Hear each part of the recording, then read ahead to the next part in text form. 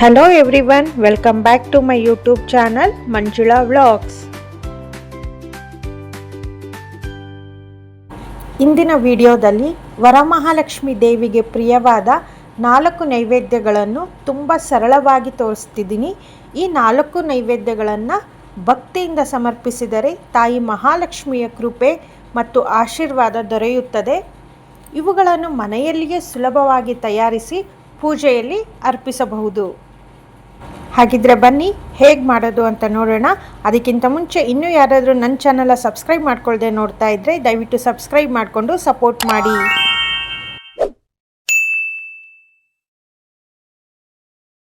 ಮೊದಲಿಗೆ ಗೋಧಿ ನುಚ್ಚಿನ ಪಾಯಸವನ್ನು ಮಾಡ್ತಾ ಇದ್ದೀನಿ. ಗೋಧಿ ಹುಗ್ಗಿ ಅಂತಲೂ ಕರೀತಾರೆ. ಇದು ಅಂಗಡಿನಲ್ಲಿ ಸಿಗುತ್ತೆ ಪ್ಯಾಕೆಟ್ ಗೋಧಿ ನುಚ್ಚಿಂದು. ಇದನ್ನು 1 ಕಪ್ ಆಗುವಷ್ಟು ಗೋಧಿ ನುಚ್ಚನ್ನು ಹಾಕ್ಕೊಂಡು ನೀಟಾಗಿ ತೊಳೆದುಬಿಟ್ಟು ಕುಕ್ಕರಲ್ಲಿ 3 ವಿಷಲ್ ಕೂಗಿಸ್ತಾ ಇದ್ದೀನಿ. ಈ ಕಡೆ 1 ಕಪ್ ಗೋಧಿ ನುಚ್ಚಿಗೆ 1 ಕಪ್ ಬೆಲ್ಲನ ಕರಗೋದಕ್ಕೆ ಇಟ್ಟಿದ್ದೀನಿ. 3 ವಿಷಲ್ ಆದಮೇಲೆ ಈ ರೀತಿ ಇದೆ, ಚೆನ್ನಾಗಿ ಬೆಂದಿತ್ತು.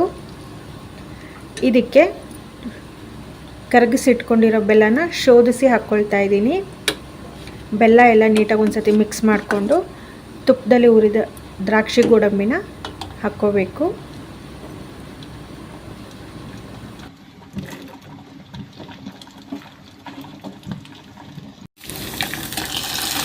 ಸ್ವಲ್ಪ ಏಲಕ್ಕಿ ಪುಡಿ ಕೂಡ ಹಾಕ್ಕೊಳ್ತಾ ಇದ್ದೀನಿ.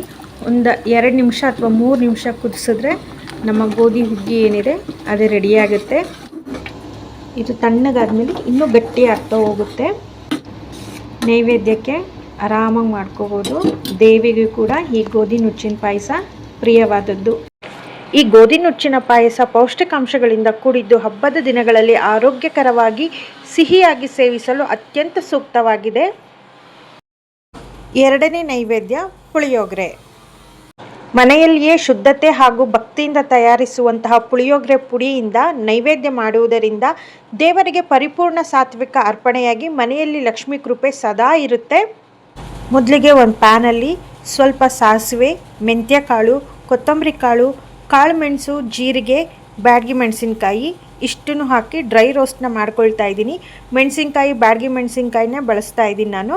ಸ್ವಲ್ಪ ಇಂಗನ್ನು ಹಾಕಿ ಅರಿಶಿಣ ಇದೆಷ್ಟನ್ನು ಹಾಕಿ ಡ್ರೈ ರೋಸ್ಟನ್ನು ಮಾಡಿಕೊಂಡು ಒಂದು ಮಿಕ್ಸಿ ಜಾರ್ಗೆ ಹಾಕಿ ಪುಡಿ ಮಾಡಿ ಇಟ್ಕೋಬೇಕು. ಪುಳಿಯೋಗರೆ ಪುಡಿ ರೆಡಿಯಾಗಿದೆ. ಇದನ್ನು ಸ್ಟೋರ್ ಕೂಡ ಮಾಡಿ ಇಡ್ಬೋದು. ಒಂದು ಬಾಣಲೆ ಇಟ್ಟು ಸ್ಟವ್ ಮೇಲೆ ಹುಣಸೆ ಹಣ್ಣಿನ ರಸನ ನೀಟಾಗಿ ಕಿವುಚ್ಕೊಂಡು ಶೋಧಿಸ್ಕೊಂಡು ಹಾಕ್ಕೊಳ್ತಾ ಇದ್ದೀನಿ. ಇದಕ್ಕೆ ಎಷ್ಟು ಬೇಕೋ ಅಷ್ಟು ಬೆಲ್ಲನ ಸೇರಿಸ್ಬೇಕು.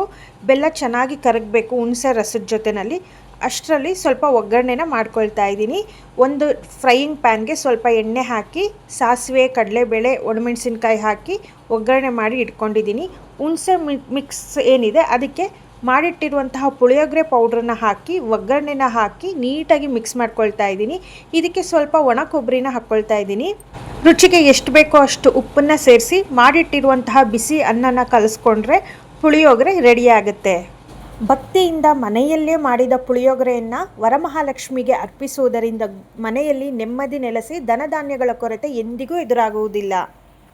3ನೇ ನೈವೇದ್ಯ ಬಿಳಿ ಚಿತ್ರಾನ್ನ. ಬಿಳಿ ಬಣ್ಣವು ಶುದ್ಧತೆ ಹಾಗೂ ಶಾಂತಿಯ ಸಂಕೇತವಾಗಿದ್ದು ಸಾತ್ವಿಕ ಗುಣದ ಬಿಳಿ ಚಿತ್ರಾನ್ನವನ್ನು ಭಕ್ತಿಯಿಂದ ಅರ್ಪಿಸುವುದರಿಂದ ವರಮಹಾಲಕ್ಷ್ಮಿ ತಾಯಿಯು ಪ್ರಸನ್ನಳಾಗಿ ಮನೆಯಲ್ಲಿ ಶಾಂತಿ, ನೆಮ್ಮದಿ ಮತ್ತು ಸಮೃದ್ಧಿಯನ್ನು ಕರುಣಿಸುತ್ತಾರೆ. ಈ ಚಿತ್ರಾನ್ನ ಮಾಡೋದಕ್ಕೆ ಒಂದು ಬಾಣಲೆನ ಇಟ್ಟು ಸ್ವಲ್ಪ ಎಣ್ಣೆ ಹಾಕಿ ಸಾಸಿವೆ, ಶೇಂಗಾ ಬೀಜ, ಕರಿಬೇವು, ಹಸಿಮೆಣಸಿನಕಾಯಿ, ಟೊಮೆಟೊ, ರುಚಿಗೆ ಎಷ್ಟು ಬೇಕೋ ಅಷ್ಟು ಉಪ್ಪನ್ನು ಹಾಕಿ ಮೊದಲೇ ಮಾಡಿಟ್ಟಿರುವಂತಹ ಬಿಸಿ ಅನ್ನನ ಹಾಕಿ ಕೊನೆಯಲ್ಲಿ ಸ್ವಲ್ಪ ನಿಂಬೆಹಣ್ಣು ಹಿಂಡಿಕೊಂಡ್ರೆ ಬಿಳಿ ಚಿತ್ರಾನ್ನ ರೆಡಿಯಾಗುತ್ತೆ. ಅರಿಶಿಣ ಬಳಸದೆ ಮಾಡುವಂತಹ ಬಿಳಿ ಚಿತ್ರಾನ್ನವು ತನ್ನ ವಿಶಿಷ್ಟ ರುಚಿ, ಸುಗಂಧ ಹಾಗೂ ಸಾತ್ವಿಕತೆಯಿಂದ ಹಬ್ಬದ ನೈವೇದ್ಯಕ್ಕೆ ಅತ್ಯಂತ ಶ್ರೇಷ್ಠವಾಗಿದೆ. ಈ ಬಿಳಿ ಚಿತ್ರಾನ್ನವು ಶುದ್ಧತೆ, ಸಾತ್ವಿಕತೆ ಮತ್ತು ಸಮೃದ್ಧಿಯ ಸಂಕೇತವಾಗಿ ವರಮಹಾಲಕ್ಷ್ಮಿ ತಾಯಿಗೆ ಅತ್ಯಂತ ಪ್ರಿಯವಾದ ನೈವೇದ್ಯಗಳಲ್ಲಿ ಒಂದಾಗಿದೆ. ಈ ವರಮಹಾಲಕ್ಷ್ಮಿ ಹಬ್ಬಕ್ಕೆ ಈ ರೀತಿಯಾಗಿ ಬಿಳಿ ಚಿತ್ರಾನ್ನವನ್ನು ಒಮ್ಮೆ ಪ್ರಯತ್ನಿಸಿ ನೋಡಿ. 4ನೇ ನೈವೇದ್ಯ ಸಿಹಿ ಅವಲಕ್ಕಿ. ಕೃಷ್ಣನ ಭಕ್ತಿಗೆ ಒಲಿದಂತೆ ಸರಳ ಹಾಗೂ ಸಾತ್ವಿಕವಾದ ಸಿಹಿ ಅವಲಕ್ಕಿಯು ದೇವಿಗೆ ಅತ್ಯಂತ ಪ್ರಿಯವಾಗಿದ್ದು ಇದನ್ನು ಅರ್ಪಿಸುವುದರಿಂದ ವರಮಹಾಲಕ್ಷ್ಮಿ ತಾಯಿಯು ಮೆಚ್ಚಿ ಮನೆಯಲ್ಲಿ ಅಪಾರ ಸಂತೋಷ, ಸಮೃದ್ಧಿ ಮತ್ತು ಕಷ್ಟಗಳ ನಿವಾರಣೆಯನ್ನು ಮಾಡುತ್ತಾರೆ. ಈ ಅವಲಕ್ಕಿ ಮಾಡೋದಕ್ಕೆ ನಾನಿಲ್ಲಿ ಪೇಪರ್ ಅವಲಕ್ಕಿನ ತೊಗೊಂಡಿದ್ದೀನಿ. ದಪ್ಪ ಅವಲಕ್ಕಿನೂ ತೊಗೋಬೋದು. ಪೇಪರ್ ಅವಲಕ್ಕಿನ ಮೊದಲು ಎಲ್ಲ ಚೆನ್ನಾಗಿ ತೊಳ್ಕೊಂಡು ಕರಗಿಸಿಟ್ಟಿರುವ ಬೆಲ್ಲನ ಶೋಧಿಸ್ಕೊಂಡು ಅದಕ್ಕೆ ಸ್ವಲ್ಪ ಕೊಬ್ಬರಿನ ಹಾಕಿ ಅವಲಕ್ಕಿನ ಸೇರಿಸಿ ಚೆನ್ನಾಗಿ ಮಿಕ್ಸ್ ಮಾಡಿಕೊಂಡು ತುಪ್ಪದಲ್ಲಿ ಹುರಿದಿರುವಂತಹ ದ್ರಾಕ್ಷಿ ಗೋಡಂಬಿನ ಸೇರಿಸಿ ಅದನ್ನು ಚೆನ್ನಾಗಿ ಮಿಕ್ಸ್ ಮಾಡಿಕೊಂಡ್ರೆ ಸಿಹಿ ಸಿಹಿಯಾಗಿರುವ ಅವಲಕ್ಕಿ ರೆಡಿಯಾಗುತ್ತೆ. ಸಿಹಿ ಅವಲಕ್ಕಿ ಸಮೃದ್ಧಿ ಮತ್ತು ಮಂಗಳದ ಸಂಕೇತವಾಗಿರುವುದರಿಂದ ಇದು ವರಮಹಾಲಕ್ಷ್ಮಿ ತಾಯಿಗೆ ಪ್ರಿಯವಾದ ನೈವೇದ್ಯವಾಗಿದೆ.